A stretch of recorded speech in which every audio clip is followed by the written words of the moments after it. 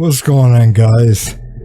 Hey, I wanted to come to you this evening and bring you a story that I was just made aware of earlier this week. And I'm kind of behind on the times here. This story is from 2017, so it's about 5 years old, and but it's something I didn't know about, and I wanted to really kind of touch on this because it concerns one of the Black Lives Matter leaders from Louisville, Kentucky.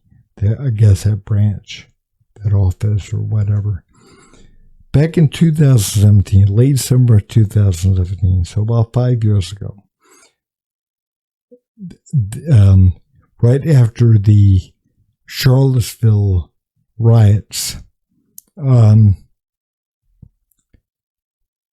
apparently this lady, her name is Chanelle Helm, gave a list of demands for white people to fulfill. Hopefully. And, yeah, I mean, I'm going to read these to you because, yeah, they're too good. I had to share this, but, I mean, hopefully this will make people think about this organization and who they are and what their real agenda is. And, I mean, if you can hear these demands and fully hear them, understand them, and you still support, I mean, whatever, but I just want to put these out there. Number one, white people, if you don't have any descendants, will your property to a black or brown family, preferably one that lives in generational poverty. Preferably. It doesn't have to be. It can be a rich family.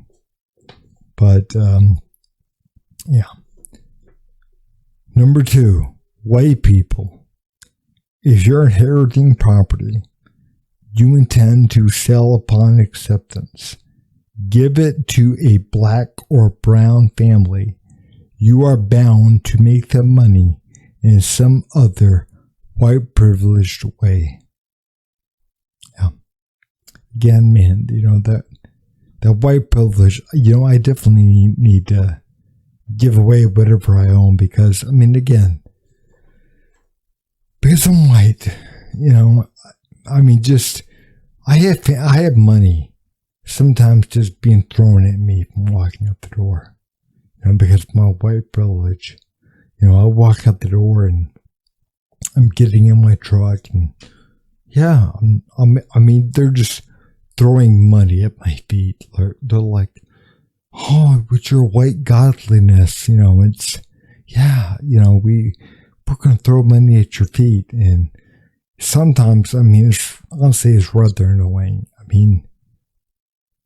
I'm sick of having money just thrown at me. Sometimes I can't see. It's so thick. I'm like, get that money away from me, damn it. Jesus Christ, it's annoying. But, yeah. And I'm sure other white people understand this. If you are number three, if you're a developer or a realty owner of multifamily housing, build a sustainable complex in a black or brown blighted neighborhood and let black or brown people live in it for free. Again, guys, we're heard directly from Miss Helm. She's telling us this is what we should do. So, right there. Number four, white people. If you can afford to downsize, give up the home you own to a black or brown family, preferably, not necessarily, but preferably a family from generational poverty. Again, preferably. But we shouldn't enjoy, if you work for, 30, 40 years, you shouldn't enjoy your retirement. If you want to downsize, that's fine. But you need to give up your damn house. And maybe even to people that are better off than you. Because you're white. Oh, gosh. Number 5. White people. If any of the people you intend to leave your property to are racist assholes, change the will and will your property to a black or brown family, preferably a family from generational poverty. Again, preferably. You can give it to rich black people if you want to. I'm sure JC wants another house. But yeah, I mean, it's something else. Like, if they're willing their property to racist assholes, like you said, they're probably racist themselves, so they're probably not going to listen to what you had to say. But I mean, good luck. Yeah. Number 6, white people, rebudget your monthly so you can donate to black funds for land purchasing. Yeah. Number 7, white people, especially white women, because this is y'all specialty. And she spelled it Y-A-W. Y'all specialty. Nosy Jenny and meddling Kathy. Get a racist fired. Y'all know what the F-U-C-K they be saying. You are complicit when you ignore them. Get your boss fired because they racist too. I mean, those words just, they pulled my heartstrings. This woman is a literary genius. I mean, good Lord. It moves me. It moves me. But number 8, backing up number 7. This should be easy, but all those shirtless or sheetless Klan, Nazis, and other little D-I-C-K white men will all be returning to work. Get they ass fired. Call the police even. They look suspicious. Yeah. I'm definitely, I wasn't sure before about leaving my money to, Black Lives Matter or black and brown families or whatever, but when I read that she calls white men little D-I-C-K white men, I'm definitely going to be, that did it right there. I'm definitely going to be leaving whatever I have to whatever she says. She knows how to write. She knows how to convince people to do the right thing. Yeah, wow. Number 9. Okay. Backing up number 8, she says, if any white person at your work or as you enter in spaces and you overhear a white person praising the actions of yesterday. And again, she's talking about the issues in Charlottesville back 5 years ago. She said, first get a pick, get their name and more info. Hell, find out where they work. Get them fired. But certainly address them. And if you need to, you got hands, use them. And I'm not sure if she's advocating violence, but I think that's what she's saying. I could be wrong, but assuming that's what she means, yeah, I mean, that they did it right there for me. I mean, definitely. And if there was ever a time justified to hit somebody, yeah, it's because of that. You know, I mean, if somebody's hurting you or, you know, victimizing you in any way, like, you know, jumping on you and physically assaulting you, no. If somebody's breaking the law,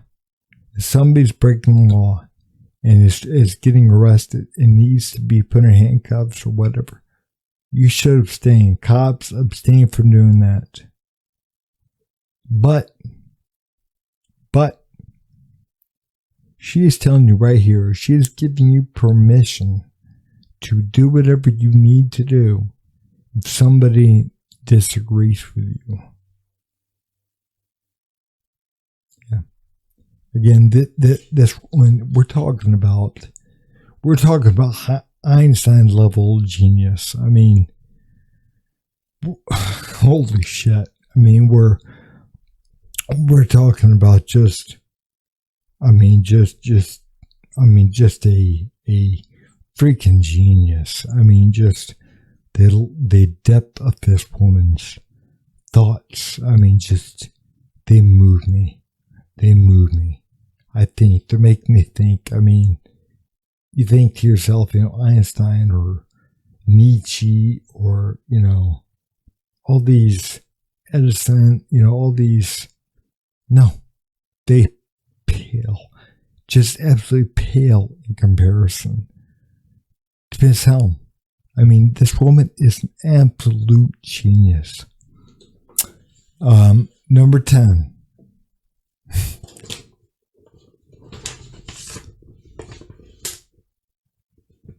I'm sorry, it's okay. Number 10, commit to 2 things. Fighting white supremacy where and how you can. This doesn't mean taking up knitting unless you're making scarves for black and brown kids in need and funding black and brown people and their work. So, I mean, again, you need to commit to fighting white supremacy. Even if you don't think about, you know, this kind of stuff, you got to fight it. I mean, it's such a prevalent problem now. I mean, at least, you know, 10 times a day, I have to talk to some white person that is just racist. I mean, they're horrible, and they're saying things, I mean, at least 10 times a day. I mean, this is a real problem. And again, guys, no knitting unless you're knitting for black and brown kids that are in need or funding black and brown people in their work. I mean, this says it, guys. I mean, these are her demands. And, yeah. And if you want to, you can check this out for yourself. I Googled her name and white people and demands.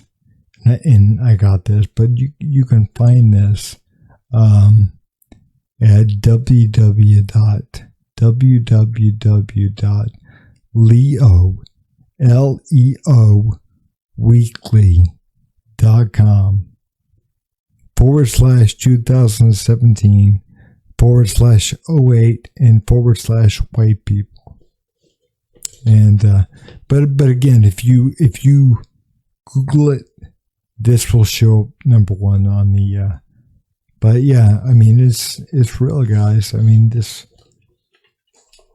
kind of again just and again, we need to give our money to people like this. That I mean, they're obviously just really concerned, and their heart's in the right place, and we should give our money and not question, and of course I'm kidding, I'm being facetious, and this is 100% bullshit, and if you can't see through this,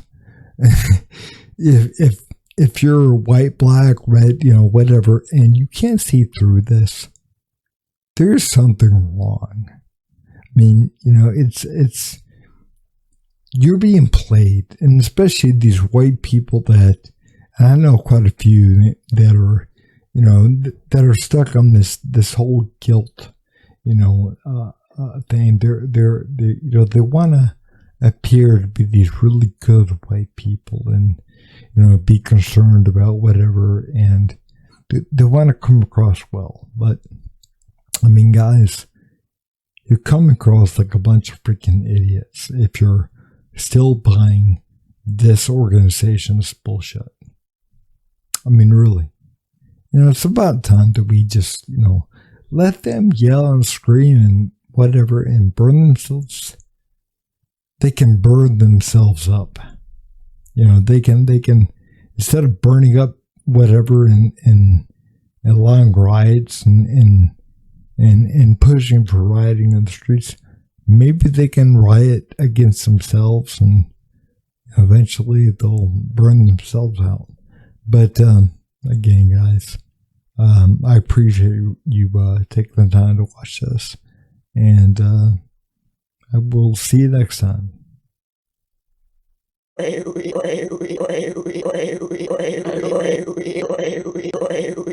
You son of a